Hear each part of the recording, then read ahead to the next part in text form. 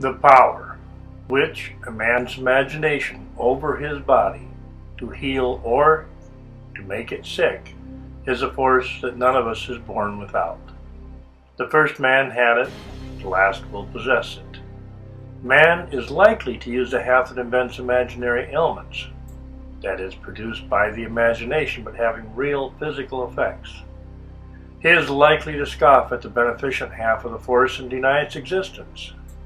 To heal, two imaginations are required, his own and some outsiders. The outsider's work is unquestionably valuable.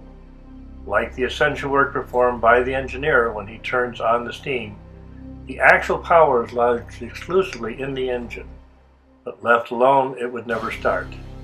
His services are necessary, he is the engineer, he simply turns on the steam and the engine does the work.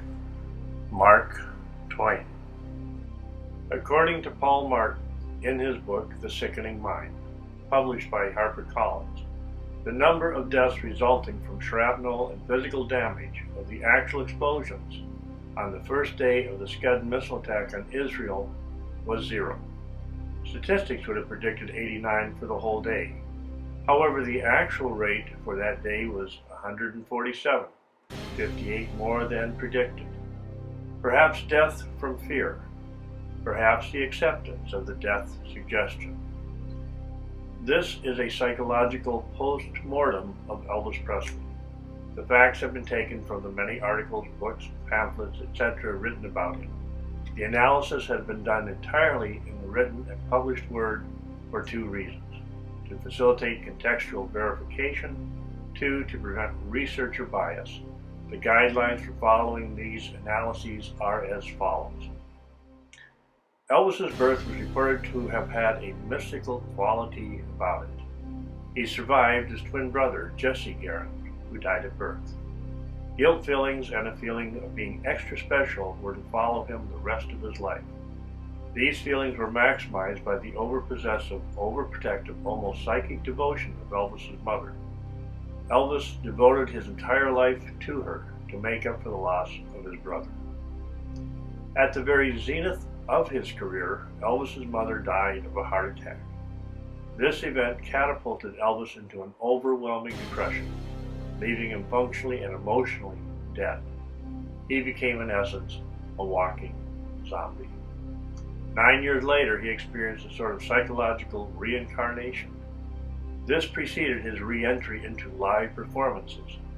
The important turning points were a spiritual vision he feels he received from God, his marriage to Priscilla, and the birth of Lisa, making up for the daughter his mother longed for but could not have. Freed from past guilt, but not having adequately dealt with his feelings of having died psychologically with his mother, he began to grow increasingly interested in reincarnation, death, etc. The forces driving these emotions are of a subconscious nature, repressed by feelings of guilt and feelings of being extra special. These feelings led to a belief that he had resurrected. This was too blasphemous for him to acknowledge consciously. His behavior indicated the attitude of one who would believe this. After his comeback, Elvis lost even more affection from those near him, only to be replaced by the distant affection of millions.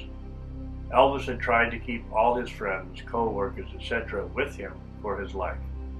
However, in these last few years, his original backup group left him. He was divorced from Priscilla, a devastating blow, and his friends and bodyguards seemingly turned on him. They wrote a book that revealed, without understanding, some of the strange behavior these emotions would elicit. During all of this, Elvis felt he was in contact with his dead mother and dead brother. His behavior constantly indicated an extreme over-identification with his mother, which may have led to his death. He died 19 years and 2 days after her death of approximately the same cause. Having gained weight, dyed his hair black, he even looked like her.